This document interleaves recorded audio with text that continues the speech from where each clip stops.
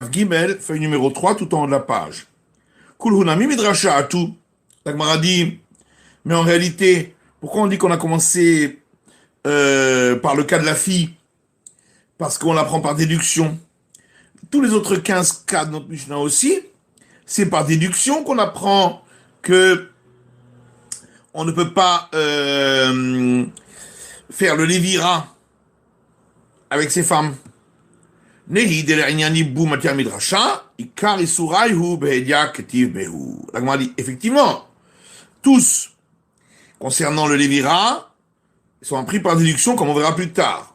Mais l'interdiction elle-même de ces femmes-là en tant que proches parentes, pour toutes les autres, c'est écrit explicitement dans la Torah.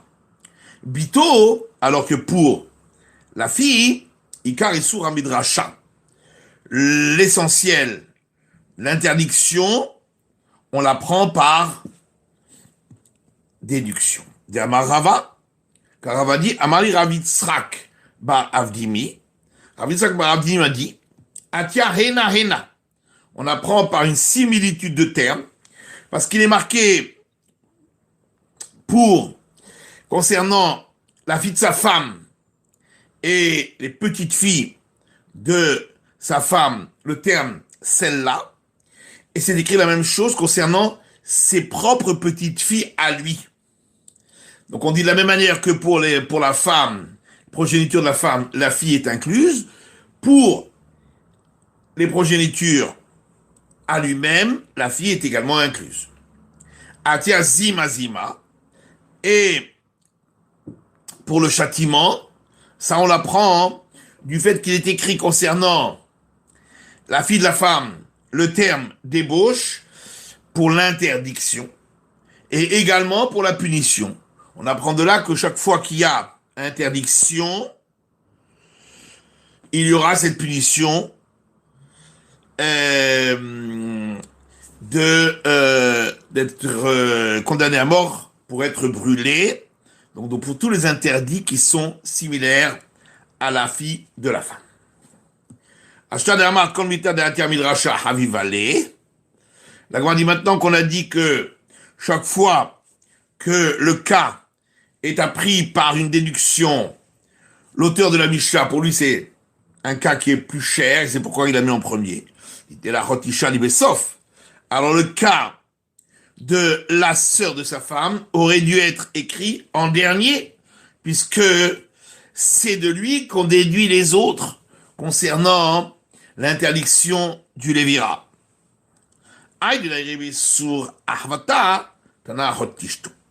C'est vrai, mais cependant, étant donné qu'on avait commencé par parler des femmes interdites parce qu'elles ont un lien qui passe par une fratrie, c'est pourquoi on a continué en parlant de la sœur de sa femme, où le lien aussi est à travers une fratrie. La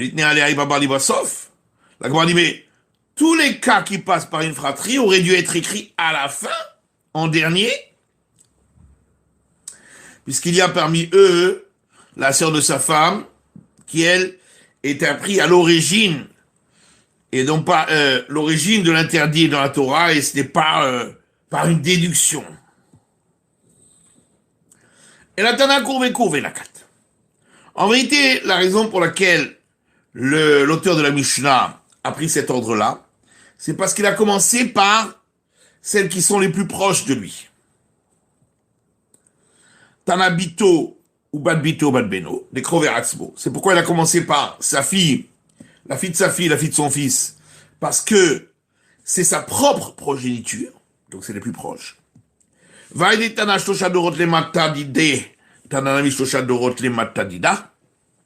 Et puisqu'il avait parlé des trois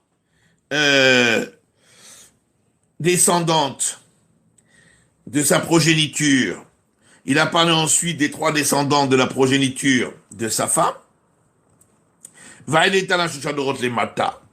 Et après qu'il a enseigné les trois descendants de la progéniture de sa femme,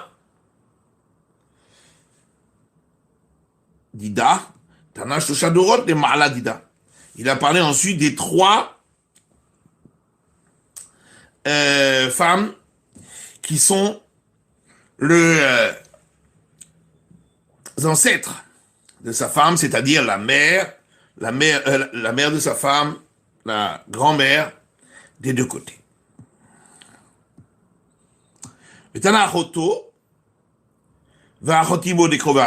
Puis il a parlé de sa sœur et la sœur de sa mère parce que elles sont directement liées à lui. Et puisqu'il avait commencé déjà à parler des interdits par un lien qui passe par un lien de fratrie, Tana Rotishto. C'est pour ça qu'il a parlé également de la sœur de sa femme, puisque c'est aussi un lien de fratrie.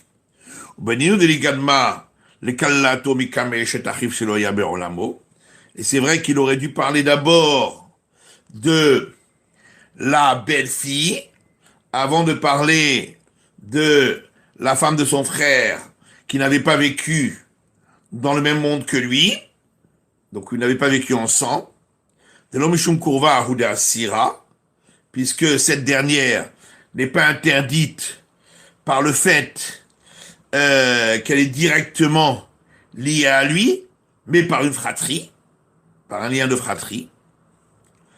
Et là, mais étant donné qu'il avait donc jusque-là parlé des interdits par lien de fratrie, il a parlé de la femme de son frère qui n'avait jamais, dont le frère n'avait jamais vécu en même temps que lui. Puis il a parlé de la bru. Maïria de Tana Potrot.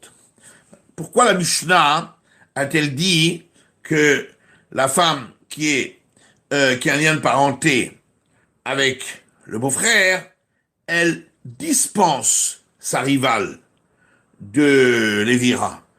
Osrot, on aurait dû dire, elle interdit le Lévira à la rivale.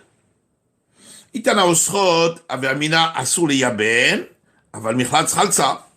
Si on avait dit elle interdit, alors on aurait dit effectivement c'est interdit de se marier avec elle, d'avoir une relation avec elle, mais le déchaussement, il n'y a pas d'interdit, et donc elle devrait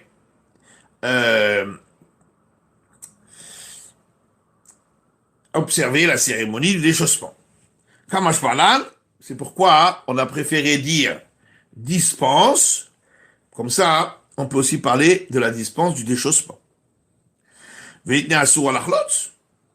Pourquoi on n'aurait pas pu dire elle est également interdite au déchaussement?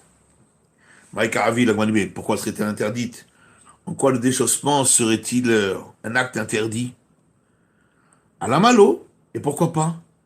On devrait dire qu'elle est interdite du déchaussement parce que si on lui permet d'observer la cérémonie du déchaussement, alors elle risquerait d'en arriver à observer le Lévira. Kevanim comme mitzvah ou de Sira, Sarah, Mishum comme mitzvah, Sharia, Mishumachi, Tani Potrot. C'est pourquoi en vérité, étant donné que la rivale, elle lui est interdite dans le cas où on était dans la position de faire le Lévira.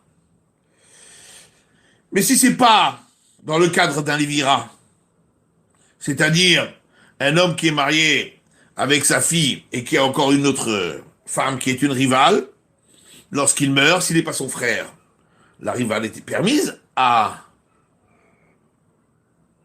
celui-là, au père de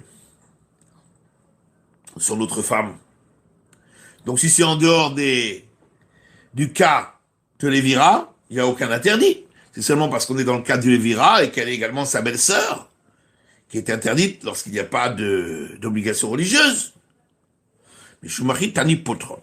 C'est pourquoi on a dit elle dispense, pour montrer que c'est seulement dans le cadre de cette obligation religieuse de Lévira qu'il y a cette dispense d'obligation religieuse qui entraîne un interdit. Pourquoi la Mishnah a-t-elle dit qu'elle dispense du déchaussement et du Lévira? On n'avait qu'à dire du Lévira seul, et on en aurait déduit la dispense de déchaussement. Itana mina yibum, avait amina michlatz chalza, yibume lo beyama. Si on avait dit qu'elle dispense du Lévira, j'aurais pu dire, oui, effectivement, on ne fait pas le Lévira, mais le déchaussement, on le fait quand même. Quand je parle là, c'est pourquoi on vient nous apprendre que non. Kola ole le yiboum ole le chalitza, v'choshena ole le yiboum et ole le chalitza. C'est seulement dans le cas où il y a un lien qui amène au Lévira que ce lien-là amène à la cérémonie du déchaussement. Mais ici où il n'y a pas de lien qui amène au Lévira, il n'y aura pas non plus de lien qui amène à la cérémonie du déchaussement. Pourquoi on a pensé dans la Mishnah d'abord dispense du Lévira et ensuite du déchaussement? Puisque le déchaussement on le fait quand on ne peut pas faire le Lévira. Inami mina chalitza lechuda. Ou bien on aurait pu simplement dire qu'elle dispense du déchaussement, et donc on aurait compris qu'elle dispense également de Lévira. Abba Shaouli. Seulement, l'auteur de cette Mishnah, c'est Abba Shaoul, d'Amar Mitzvot Chalitza Kodemet et Mitzvot Yiboum, qui dit que l'obligation religieuse du déchaussement est prioritaire par rapport à l'obligation religieuse du Lévira, parce que d'après lui, le Lévira ne peut se faire que lorsque le beau-frère ne le fait que pour accomplir l'obligation religieuse, sans aucune autre raison. Mais s'il a encore un autre motif ou un autre intérêt, dans ce cas-là, on préfère, à ce moment-là, on fait pas le Lévira, mais la cérémonie de déchaussement. Minyana de Recha, les miutemai, ou Minyana de Sefa, les motemai. Qu'est-ce qu'on apprend du fait que la Mishnah dit le nombre 15? On aurait pu le voir nous-mêmes qu'il y a 15 cas. Qu'est-ce que ça vient exclure? Et pourquoi la Mishnah, à la fin, elle répète que celle-là dispense de Lévira? On le sait déjà. Donc, qu'est-ce que ça vient encore exclure? Donc, forcément, on vient exclure deux cas. Les méotés des Rav et des Ravassi. Pour exclure l'opinion de Rav, qui considère que la rivale d'une femme qui a trompé son mari, elle est, elle aussi, dispensée de Lévira. Et pour également exclure l'opinion de Ravassi, qui dit que la rivale d'une femme qui n'a jamais eu les signes de puberté, la même que celle qui a pas eu les signes de puberté ne peut pas appliquer, on ne lui applique pas le Lévira, la rivale non plus. Et donc on vient exclure ces deux opinions, parce que la Mishnah considère que les rivales sont oui astreintes au Lévira. Les Rav ou le Ravassi, les Miotema. Maintenant, d'après Rav et Ravassi, qu'est-ce que la Mishnah vient exclure? Isvira leudé hadadé. Si l'un est d'accord avec l'opinion de l'autre, alors il faut deux autres exclusions. Hadal miroté tsarat mema enet. Une exclusion pour la rivale d'une femme qui a renoncé à son mariage parce qu'elle était mineure et qu'elle avait été mariée par simplement par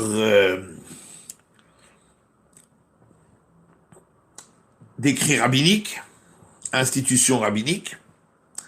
Et l'autre exclusion, c'est pour exclure la rivale d'une femme qui avait été divorcée et reprise par son mari alors qu'entre-temps elle s'était remariée. Que là aussi, elle elle sera soumise aux règles du Lévira. Veila svira lehu de hadede. Chadalim yote de havre, ve chadalim yote ot sarat bema'enet, o sarat mahziru chateau.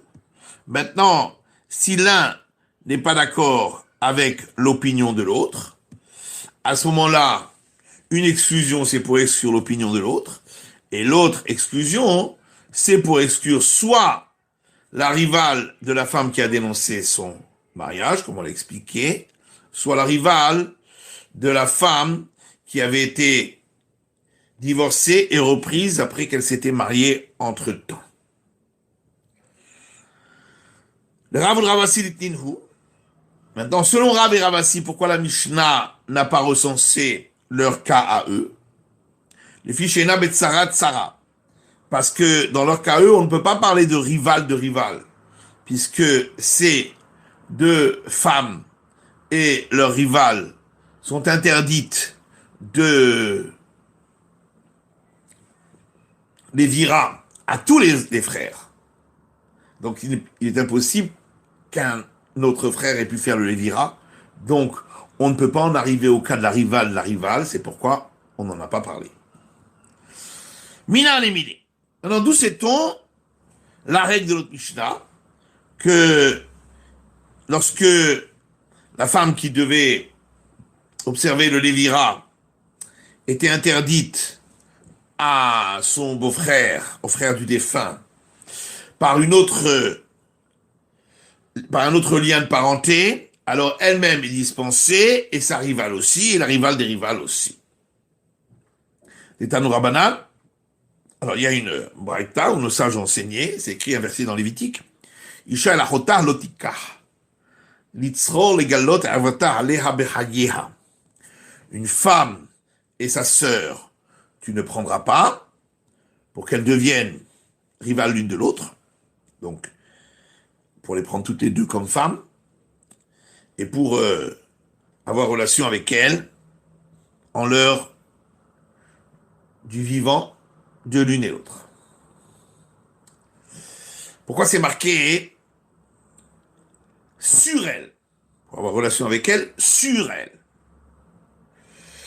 Fishnema, parce que il est écrit un autre verset dans le Deutéronome, Yevama Yavo Aleha. Dans le cadre du Lévira, il est écrit, le beau-frère aura une union avec elle, sur elle. Donc le même terme est repris là-bas, pour m'apprendre, parce que j'aurais pu croire que l'obligation religieuse du Lévira s'applique même à une femme qui lui est interdite par une autre, parce qu'elle a avec lui un autre lien de parenté qui lui interdit. C'est pourquoi Akatou Medaber, j'aurais pu croire que le verset aussi parle d'elle. C'est pourquoi il est écrit ici le terme sur elle, et là-bas aussi le terme sur elle. Maléalon bimkom bitzva, pour dire que de la même manière que le Lévira, c'est donc pour c'est l'application d'une obligation religieuse. Avkan bimkom bitzva. Ici aussi l'interdit de prendre la sœur de sa femme, c'est même dans le cas où il y a l'obligation religieuse du Lévira. Vamar Hamana lotikar. Le verset dit, tu ne la prendras pas. Veni elahi. Mais de là, je n'en prends que elle-même. Saratar minayin. D'où j'apprends l'interdit du Lévira également pour sa rivale. Taboudama litzror. C'est pourquoi le verset a dit, donc, toujours ce verset dans Lévitique, pour être sa rivale. Veni la tsarata. De là, j'en déduis pour la rivale. Tsarat tsarata minayin. D'où j'apprends pour la rivale de la rivale. Taboudama litzror. C'est écrit litzror, vélo la tsor. Si on voulait dire sa rivale, on aurait dit la tsor avec un seul resh. Comme c'est écrit avec deux resh, ça inclut aussi la rivale de la rivale. Veni la chotisha. Seulement d'ici, j'apprends que pour la sœur de sa femme, l'interdit. Et la dispense des règles du Lévira. Shara Rayot Minaïn, d'où j'apprends pour les autres femmes, donc les autres 14 femmes dont a parlé la Mishnah, qui ont un lien de parenté avec lui, qui les interdit. Amatama, Rotisha Miuchedel Shierva. Alors on l'apprend par comparaison. De la même manière que la sœur de sa femme, elle a donc cette caractéristique qu'elle lui est interdite à cause de ce lien de parenté. Et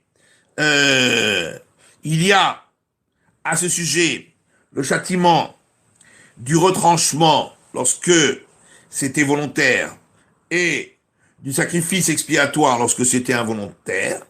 Ve'asura leyaben. Et le verset nous dit qu'elle n'a pas le droit d'observer le Lévira. Avkol shi erva. De là on apprend que pour toutes les autres femmes interdites par lien de parenté, sur lesquelles il y a le châtiment du retranchement lorsque c'est volontaire et du sacrifice expiatoire lorsque c'est involontaire, asura le yabem, il y aura l'interdiction de pratiquer le Lévira. Ce châtiment, on le voit que pour elle, ça roté minaïn. Non, c'est interdit, pardon, du Lévira. On le voit que pour elle, ces femmes interdites par lien de parenté. Maintenant, pour leur rival, où on le voit, pour les autres femmes, à part la sœur de sa femme, on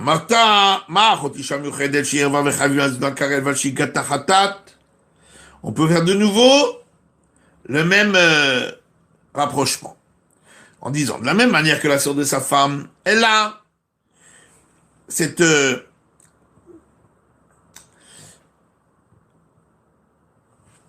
qualité que elle lui est interdite parce que elle a un lien de parenté avec lui et il y a le châtiment de retranchement lorsque c'était volontaire et de sacrifice expiatoire lorsque c'était involontaire, Asura le yabem. Et donc on a vu de cette déduction dans le verset, on a appris qu'elle peut pas pratiquer le Lévira, mais Tsarata Asura. Et pareil pour la rivale, Avkol. De même pour toutes les autres femmes interdites par un lien de parenté, dont a parlé la Mishnah.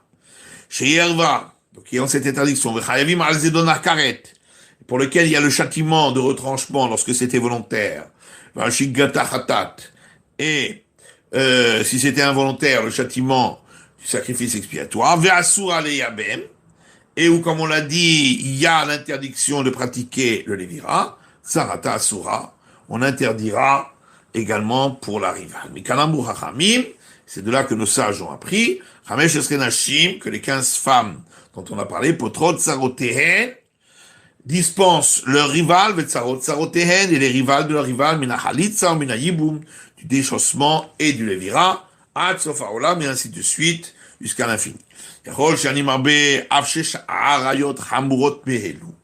J'aurais pu croire qu'on va inclure également le cas de la prochaine Mishnah des 6 femmes interdites parce qu'elles ont un lien de parenté avec le beau-frère. Mais ce lien de parenté est valable en vérité donc pour ces 6 femmes, pour tous les frères. Par exemple, si c'était